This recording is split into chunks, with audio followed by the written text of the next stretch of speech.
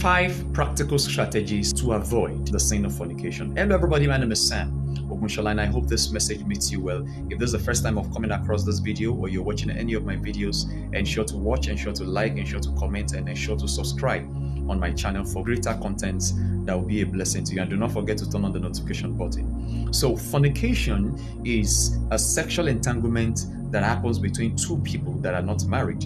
This appears to be a sin that besets a whole lot of people in our generation, and many people are looking forward to strategies to either be delivered from it or saved from it, because it's a strong sin that brings stronghold against people. So I present to you 5 strategies that can help you to be delivered or to avoid such sin. Number 1 is what I call the strategy of acknowledgement. In the book of 1 Thessalonians chapter number 5 and verse number 22, the Bible gives us an admonition. It said, abstain from all appearances of evil. I prefer the other version that even says, flee all appearances of evil.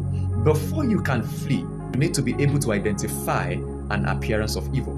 If you cannot identify the appearance of evil, you cannot flee.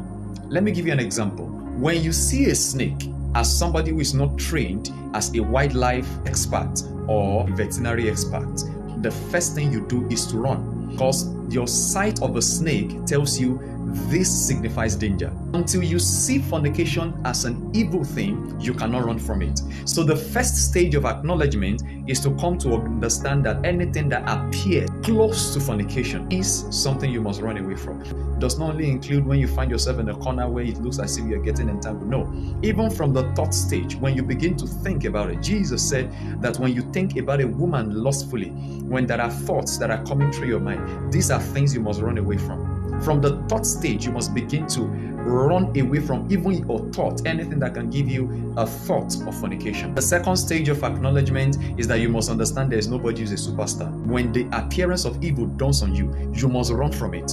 Don't believe that you can control it. Don't believe that you have any form of mastery over it. When it comes, run. Don't think yourself as a superstar. The second strategy is what I call the flight itself. In that flight stage, you must be disciplined to fight. You must run as fast and as quick as possible. You don't go close to anything that appears like pornography.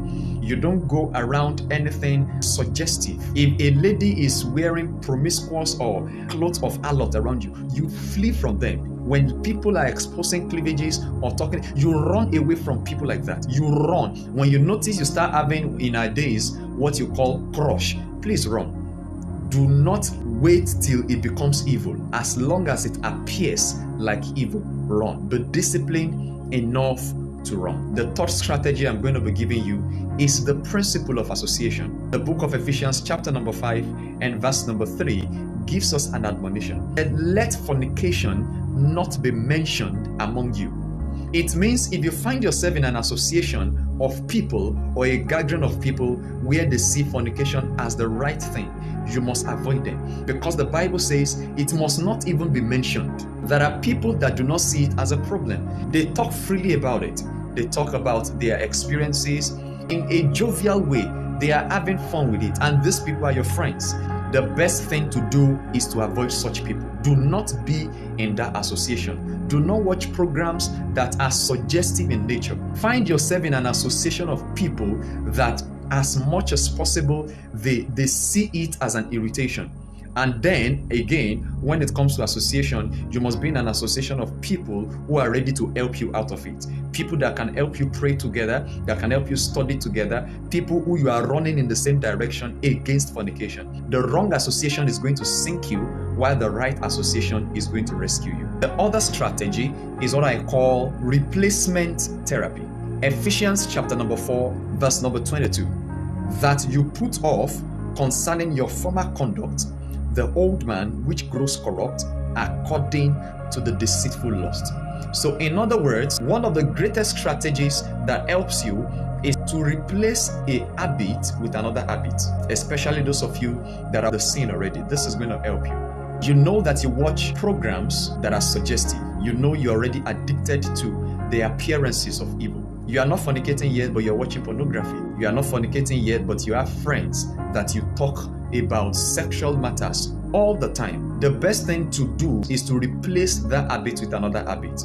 So you could decide to get maybe a Christian movie to replace the habit of watching pornography. Just ensure that you don't walk after anything that is going to keep suggesting to you you're lost. You know there is somebody that you are always calling on phone and you're always talking, and anytime you are talking on phone, there are lustful thoughts going towards you. Please block the person's number.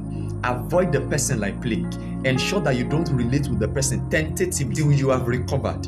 Tentatively replace that person with something. Maybe you need to go to church, maybe you need to go to concerts, maybe you need to watch music videos, something that will keep you busy. Maybe you need to spend time developing yourself in areas you know that can be of benefit to you. Just replace whatever thing that is making you to go into fornication, replace it with another habit. And the final strategy is the strategy of warfare. Let me tell you the truth. Sometimes flight will not be enough. Discipline will not be enough. Association will not be enough. Many times, the devil will orchestrate plans against your life that if care is not taken, you will essentially fall. There's nothing that Joseph will have done that will have prevented the wife of Potiphar from seducing him. Before he ran for his life, guess what? There was warfare. He needed to wrestle himself out of the hand of that woman. Listen, there are people the enemy will send, marine agents, whatever agents they are, the enemy will send them into your life just to come and mess up your life, and you fall into the sin of fornication, and for you to remain trapped in forever. The truth remains that warfare, prayers, is what is going to help you. There are some of you, you're already seeing visions that a woman is sleeping with you in the dream. Some of you are seeing vision that a man is sleeping with you in the dream. And some of you will even wake up and you discover as if it looks as if this happened. Listen, even if you have not committed fornication, very soon you will, because this is a strategy of the enemy to arouse the spirit of lust in you. And the only way by which you can defeat that spirit is by warfare. Do not forget that we wrestle against principalities, we wrestle against powers in high places, powers of darkness. So all you need to do is get in prayers and fasting, get in strategic warfare, load your spirit man, ensure that you strategically war an offensive warfare against the kingdom of darkness. I'll see you in another video. If this video has blessed you, ensure to share with your colleagues. God bless you. See you in another one.